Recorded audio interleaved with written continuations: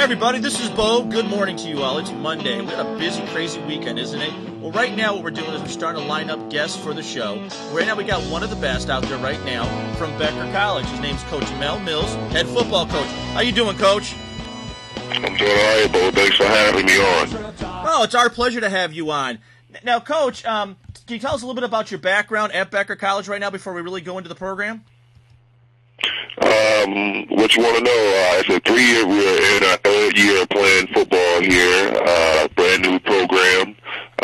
Good group of ball players, student athletes. Good group of coaches, and we're just trying to win some ball games and help them get their education and get them involved in the community and things like that after they graduate.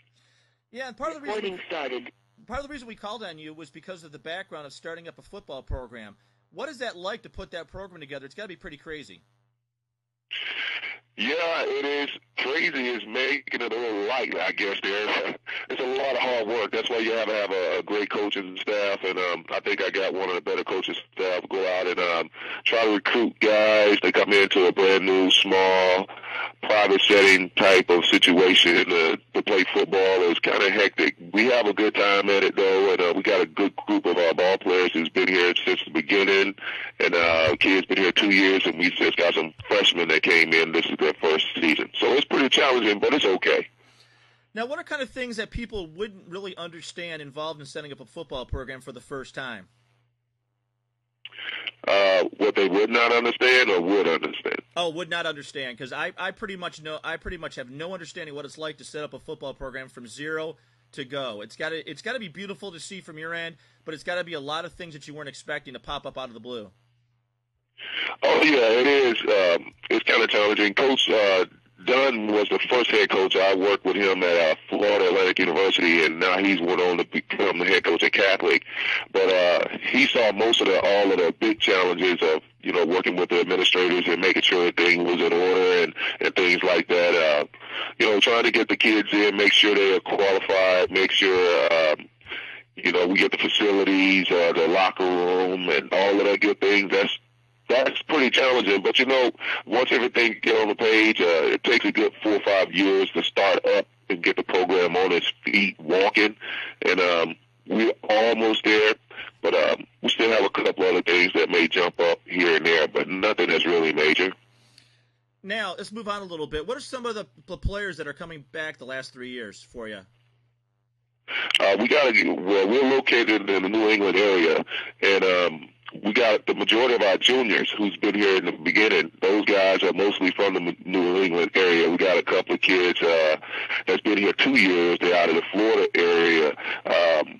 It's kind of exciting to see them guys come in and, they don't have any hair on their face at all, and now they've been here 2 or 3 years, and now they got some hair on their face. They got a little season to them and some experience playing against other ball clubs because, we're a Division III team, and we did not play a JV or freshman or club schedule. We went right into the fire. We got all those freshmen 3 years ago, Bo, and they were 17, 18-year-old guys, and we played a varsity schedule. And we've been doing that the whole entire time that we've been here, playing varsity Division III football. And it's a testimony of these young guys that's working hard on the football field, believing in the program, and we want to win games. And it's a challenge, but they up to the challenge. I think what's impressive about what you're doing as far as your background, could you go into your background a little bit, because you've got some pretty incredible things. You actually played in one of the popular pro type of style football, arena football. That is by far my favorite over the NFL. So talk a little bit about that experience that you bring to the table here at the college. Well, I tend not to talk about myself much, but it's all about the kids here, my young men. But I played at the University of Louisville, and I graduated from the University of Louisville, and I went to arena ball. I played that for 2 years in Cincinnati with the Cincinnati Rocker team. And that was an experience that I really enjoyed. I was amongst a good coaching staff. Frank Kersey was my first coach, and I had a real good time there. The game is very fast. It's real close quarters. 8 guys on the football field, what they call it an indoor war.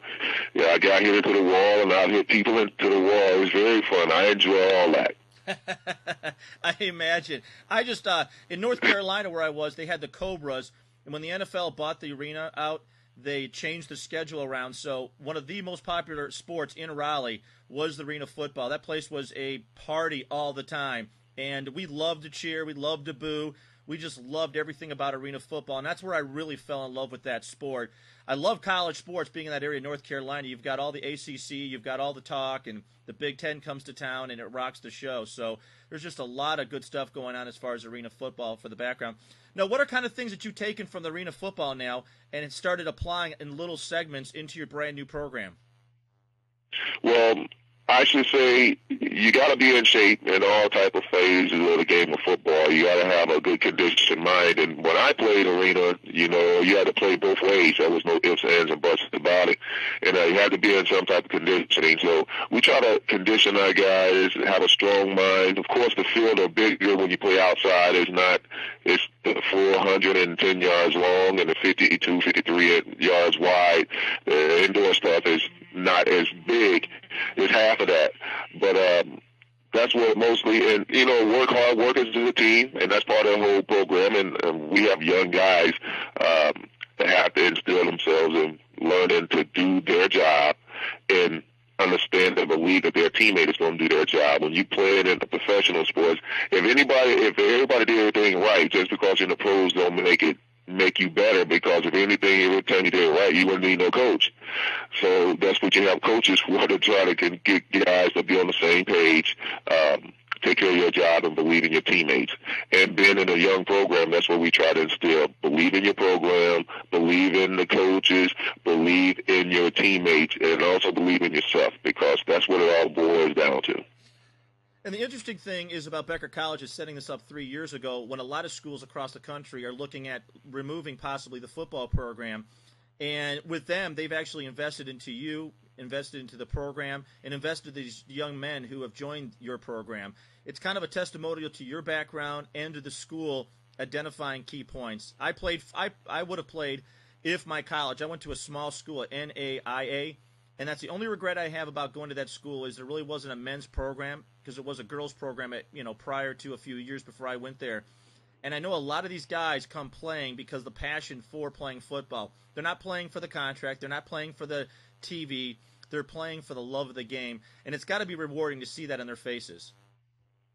Yes, sir. That is truly the answer to that. You hit it right on the head. The guys that play all levels of football, they play for the love of the game and the desire to go out and compete and things like that. But Division One AA, or Division Two, whatever, where they had the opportunity to give scholarships, and by the grace of God, I had the opportunity to go to a university as good as the University of Louisville and have a scholarship. But the guys that play Division III, they are truly playing for the love of the game, because they have to pay. They have to pay to go to school. And they're coming in here and they work hard. They go to class. They meet new friends, and I let them all know, fellas, it's about getting your education, because when you get your degree, no one can take that away from you. You can put that up on your wall. You get a lovely job, things like that. So it would be a travesty to go to college and not to graduate. So we try to preach that to those guys daily. Go to class, get your education, and have fun playing football. And it should be that way on all levels, because everybody has inspiration to make it to the quote-unquote NFL. But we know that it's more professional people in the world than just football players.